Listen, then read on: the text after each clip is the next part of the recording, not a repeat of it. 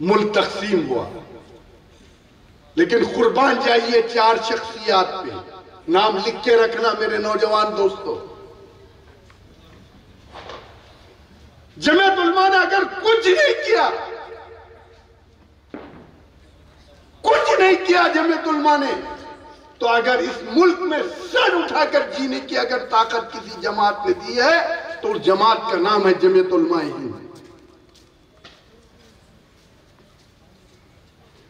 شیخ الحدیث مولانا زکریا صاحب رحمت اللہ علیہ لکھتے ہیں کہ میں بنگلے والی مسجد کے اندر میسور تھا، اچانک شیخ العربی والعجم شیخ الاسلام مولانا حسین احمد مدنی رحمت اللہ علیہ بنگلے والی مسجد آئے،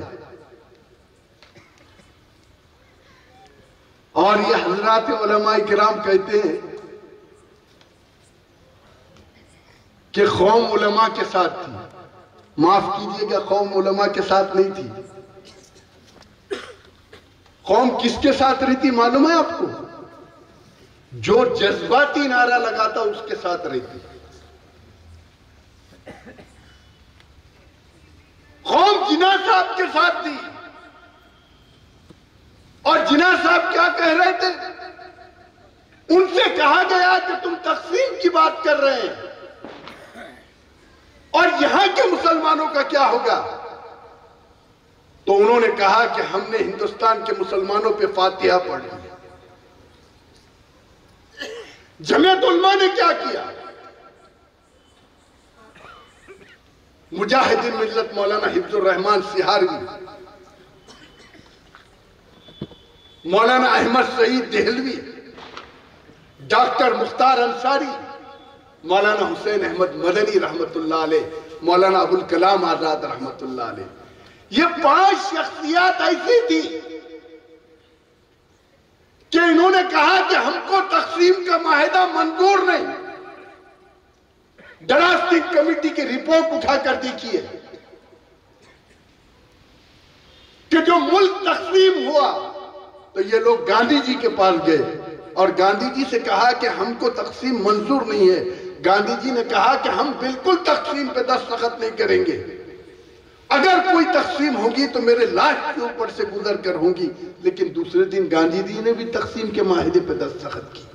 جمعیت علماء نے اس تقسیم معاہدے کے اوپر دستخط نہیں کی، کہا اسی گلی کی حقاق سے یہ خاک اپنی ملائیں گے، نہ بلائے آپ کے آئے ہیں نہ نکالے آپ کے جائیں گے۔ ہم کو تقسیم منظور نہیں۔ یاد رکھیے جامع مسجد دلی کی وہ تقریر کہ جب مسلمان بستر باندھ کر آئے تھے، مولانا ابوالکلام آزاد رحمت اللہ علیہ نے تقریر کرتے ہوئے کہا تھا، مسلمانوں میں نے تم کو آواز دی، تم نے میری زبان کاٹ دی، میں تمہاری طرف چلنا چاہا، تم نے میرے پیر کاٹ دیے، میں تمہاری طرف مڑنا چاہا، تم نے میری کمر توڑ دی،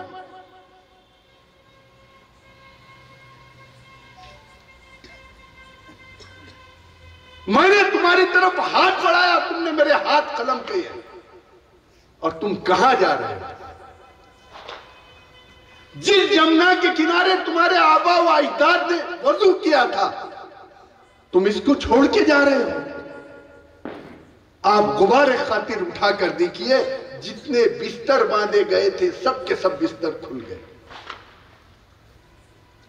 ادھر مولانا حسین احمد مدنی بنگلے والی مسجد میں آئے اور مولانا زکریا صاحب حضرت جی سے مشورہ ہوا، اس کے بعد نکلنے لگے تو مولانا زکریا صاحب رحمت اللہ علیہ سے کہا، تم میرے ساتھ سہارنپور نہیں چلتے؟ انہوں نے کہا ابھی پوچھ کے آتا ہوں۔ حضرت جی سے پوچھ کے آئے، کہا حضرت شیخ کہہ رہے تم مجھے پوچھنے کے لیے آئے؟ مولانا زکریا صاحب اپنی آپ بیتی کے اندر لکھتے ہیں، شیخ زکریا رحمت اللہ علیہ کی آپ بیتی پڑھیے، اس کے اندر جو تقسیم ہند کا باب ہے اس کو اٹھا کر دیکھیے۔ لکھتے ہیں میں بنگلے والی مسجد کے اندر میسور تھا، جب میں تنہا آیا تو حضرت نے کہا پورے گھر بار کو لے کے آؤ، پورے گھر بار کو لے کے آئے۔ حضرت فوج کے ٹرک میں آئے تھے، اس فوجی ٹرک میں بٹھا کے لے گئے۔ جب مظفر نگر آ گیا تو حضرت نے کہا کہ یہاں سے تم سہارنپور جاؤ، اور ٹرک جانے لگا تو حضرت نے یہ کہا کہ کل عصر کی نماز میں وہاں پڑھ رہا ہوں. سمجھ لیجئے، اور یہ میرے یہ جملوں کو یاد رکھنا. دوسرے دن عصر کی نماز میں حضرت شیخ العربی والعجم شیخ الاسلام سہارنپور پہنچے، اور شیخ زکریا نے سمجھا یہ موقع بہت غنیمت ہے. انہوں نے حضرت مولانا شیخ عبد القادر رائے پوری رحمت اللہ علیہ کو بھی وہاں بلا لیا. مولانا عبد القادر صاحب رائے پوری رحمت اللہ علیہ آئے، اور تینوں اکابر کا مشورہ ہوا. یہ اکابر ثلاثہ کے نام سے مشہور ہے. مولانا زکریا رحمت اللہ علیہ نے کہا کہ میرے سارے متوسلین مکہ معظمہ چلے گئے ہیں، ان کا اصرار ہے کہ میں مکہ معظمہ شفٹ ہو جاؤں. مولانا عبد القادر رائے پوری نے کہا کہ میرے سارے متوسلین پڑوسی ملک چلے گئے ہیں، ان کی خواہش ہے کہ میں وہاں شفٹ ہو جاؤں. حضرت مدنی رحمت اللہ علیہ نے کہا میرا بھائی مدینے کا گورنر ہے، محمود اس کا نام ہے، کل اس کا ٹیلی فون آیا تھا، اور اس نے یہ کہا کہ میں اسپیشل پلین بھیجتا ہوں، آپ پورے خاندان کو لے کر مدینہ منورہ شفٹ ہو جائیے. میں نے انکار کیا تو اس نے یہ کہا کہ اگر آپ یہاں آئیں گے تو آپ صلی اللہ علیہ وسلم کے قریب ہوں گے. تو میں نے یہ جواب دیا کہ میں یہاں سے بھی قریب ہوں. یہ کہہ کر حضرت مدنی نے کیا کہا، تم دونوں کو جو کرنا ہے وہ کر لو، میں نے یہ فیصلہ کیا ہوں کہ اس مظلوم اور مجبور قوم کو چھوڑ کر نہیں جاؤں گا، یہی جیوں گا اور یہی مروں گا. یہ کہنا ہی تھا کہ شیخ زکریا رحمت اللہ علیہ لکھتے ہیں کہ میں نے ہڑبڑا کر یہ کہا کہ حضرت جو آپ کا فیصلہ ہے وہ ہمارا فیصلہ.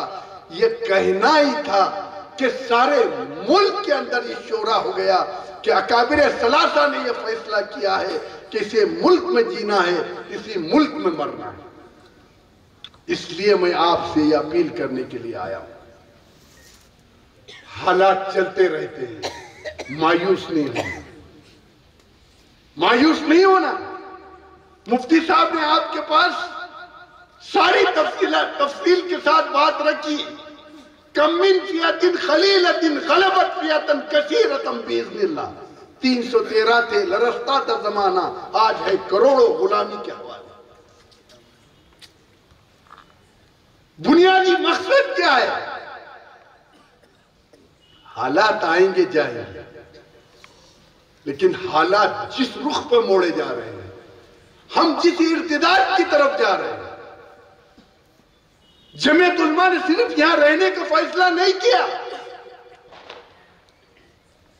اس کے بعد ڈٹ گئی.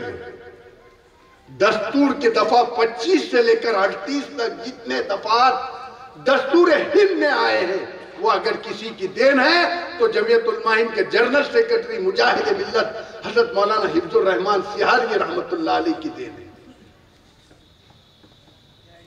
میرے عزیز دوستو، یہ جمعیت علماء کی خدمات ہے. اب خدمات میں آپ دیکھنا چاہتے ہیں، 1926 میں شاردا ایکٹ آیا، جمعیت علماء نے اس کا ڈٹ کر مقابلہ کیا.